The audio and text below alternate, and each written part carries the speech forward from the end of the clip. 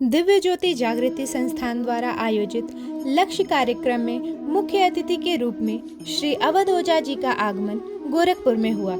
युवाओं की प्रेरणा स्रोत श्री अवध ओझा जी ने आज के विज्ञान को आध्यात्म से जोड़ते हुए युवाओं को आध्यात्म एवं सत्संग की ओर अग्रसर होने के लिए प्रेरित किया।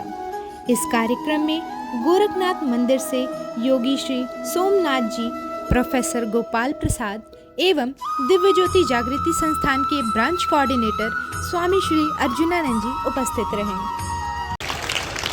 उसकी वजह मैं बताऊं क्यों ऐसा नहीं, मैं तथ्य दूंगा अभी, एविडेंस। उसकी वजह मैं बताऊं क्यों ऐसा नहीं, मैं तथ्य दूंगा अभी, एविडेंस। बिना तथ्य के मैं कोई बात नहीं करता। ऐसा नहीं, ऐसे ही कह रहा हूं, बिना तथ्य के मैं कोई बात ही नहीं करता। को कह रहे हैं, हमारे एक मित्र हैं, कसम खाओगे रात में पर छोड़ नहीं पाओगे।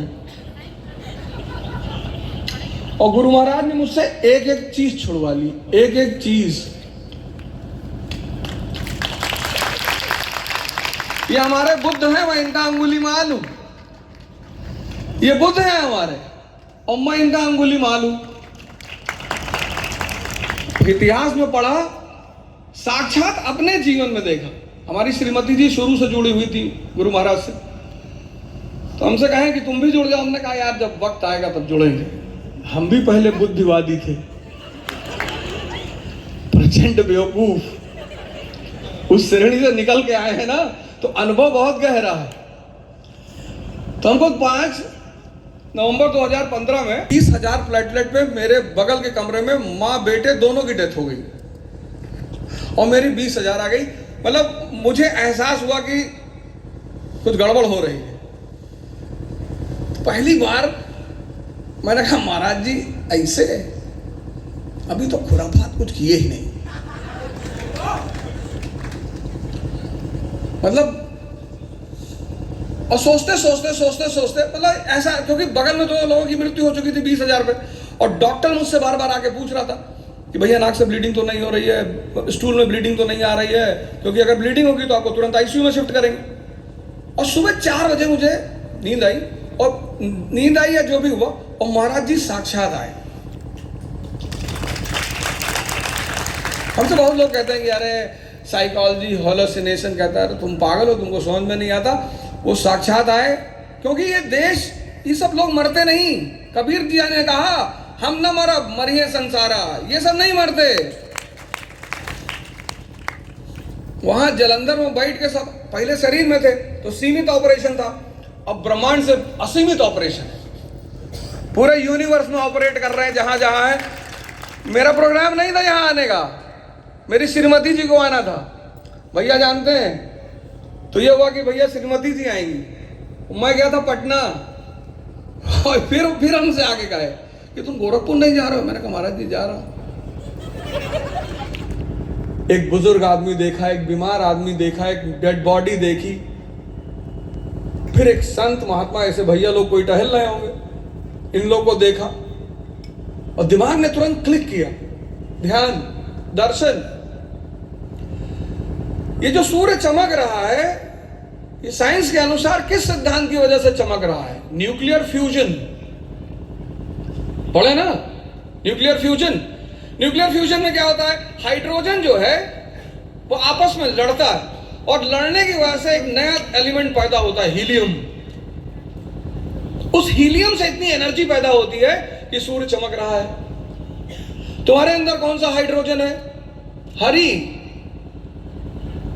ये जो चैतन्य तुम्हारे अंदर है, ये हरि है।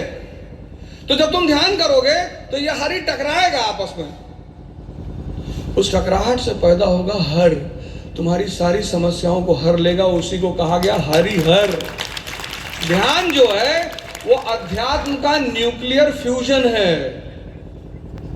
मेहनत करनी पड़ती है, जलाना पड़ता है, गलना पड़ता है। ये प्लास्टिक है ना, प्लास्टिक की तो बोतल है। अब अगर हम सोचें कि इस बोतल को बदलें, अगर हमारे मन में विचार आए कि हम इस प्लास्टिक को बदलें और बोतल के बजाय इसको एक छोटी सी कटोरी का रूप दें, बदलना है हमको इसको, तो हमें क्या करना होगा? हमको तापमान देना होगा, टेम्परेचर कितना, 200 डिग्री सेल्सियस।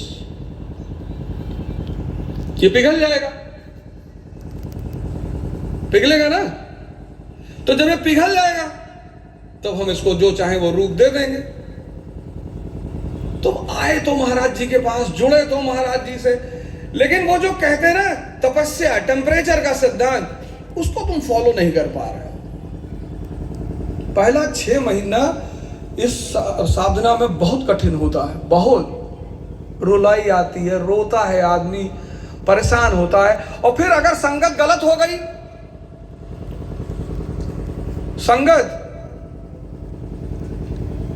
ये भैया लोग क्यों बुलाते हैं संडे को? आप देखें यहां भी किसी दिन एक प्रवचन होता होगा जहां लो टेम्परेचर मिले, लो टेम्परेचर, जहां किस आदमी ने आपसे कहा कि अरे यार पागल हुआ,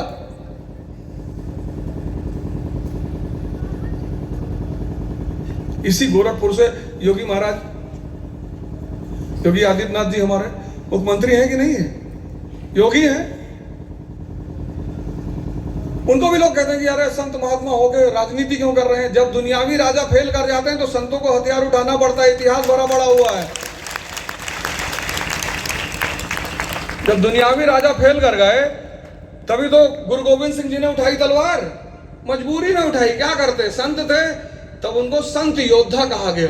तभी तो उन्होंने दाढ़ी रखा, बाल रखा। किसी मुगल सैनिक ने पूछा एक बार कि आप लोग दाढ़ी बाल महात्माओं की तरह क्यों रखते हो? बोले हम संत योद्धा हैं, सेंटली वॉरियर, सत्य के लिए लड़ते हैं, धर्म के लिए लड़ते हैं, हम राज्य और धन के लिए नहीं लड़ते। उसी गुरु गोविंद सिंह जी की परंपरा के प्रतिनिधि कर रहे हैं योगी आदित्यनाथ जी। क्या करें, ना उठाएं कि 4 बजे उठेंगे, 3 बजे उठेंगे, 6 बजे तुम कर लो। पहले शुरुआत 6 बजे से कर लो, फिर 6 से 5 ले आओ, फिर 5 से 4 ले आओ, धीरे धीरे परिवर्तन करो। तो जैसे 6 बजे उठे और फिर 1 घंटे में तैयार हो गए, ध्यान वान सब कर लिए, और उसके बाद 7 बजे से लेकर 10 बजे तक एक रोटी, एक, बहुत अगर नहीं चल रहा है तो एक रोटी, सरसों तेल, नमक, खाना बढ़िया खाओ यार, कम से कम कुकुर पकड़ लो, मान लो शेर नहीं पकड़ पाओ तो अभी एक बाघ बकरी के मालिक रहे, चाहे कम कंपनी, उनको कुत्ते पकड़ के मार डाले। मैगी वाली गैंग है, बस 2 मिनट।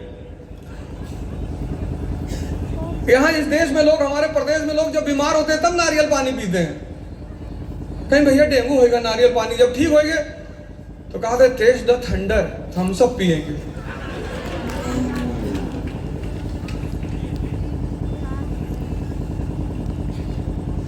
तो भैया आप जब तक पढ़ रहे हैं तब तक कोशिश करिए कि आपके पेट में कुछ ना रहे, क्योंकि मन को पकड़ने का सबसे अच्छा रास्ता है पेट।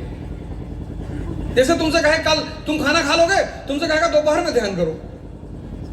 ध्यान की जो शुरुआती चरण है बहुत चैलेंजिंग है। कहेगा 2 ब्रेड खा लो, कुछ नहीं होता है, 1 रोटी खा के ध्यान। महाराज जी मरने के लिए थोड़ी कह रहे हैं, खुद ही सारी बात खुद ही बोलेगा। अच्छा दोपहर में कर लेना, कोई दिक्कत नहीं है। फिर जैसे जैसे दोपहर करीब आएगी तो तुमको याद आएगा कि तुमने कहा था दोपहर में ध्यान करने के लिए। फिर कहेगा दोपहर में बहुत गर्मी। जैसे तुम यहाँ सेवा दे रहे हो पंडाल में, और जब भैया लोग कहेंगे ना कि यार तिवारी तुम नहीं आते तो प्रोग्राम नहीं हो पाता, तो कैसे तुम्हारा सीना ऐसे फूलता है कस के कि भैया भी तारीफ कर रहे हैं। ऐसे हर आदमी को होता है। आशीर्वाद का सिद्धांत है इस देश में, बड़े प्यारे प्यारे सिद्धांत हैं, वो तुमको पता नहीं चलेगा लेकिन वो शक्तियां काम करेंगी, वो औरा तुमको घेर लेगा। तपस्या करो,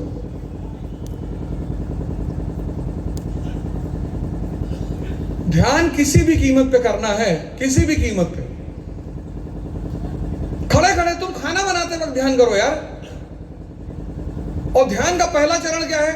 मन को देखना, क्योंकि जब तक तुम अपने शत्रु को पहचानोगे नहीं, लड़ोगे कैसे? ध्यान का पहला चरण ये है, शत्रु को देखना। ये कैसे? तो एक दिन तुमको कोई बेवकूफ बना दे, तुम उससे जीवन भर का संबंध तोड़ लेते हो, और जो तुमको जीवन भर बेवकूफ बना रहा है,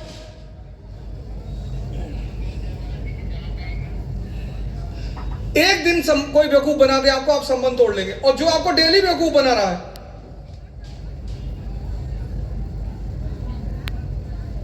पहले उसको देखिए, ध्यान का यही पहला चरण है, उसको देखना। तो जब आंख बंद करोगे तो ये बहुत ताकत लगाएगा अपनी, बाहर तो लगेगी ताकत, अंदर भी लगेगी, ये बहुत ताकत लगाएगा, बैठने ही नहीं देगा।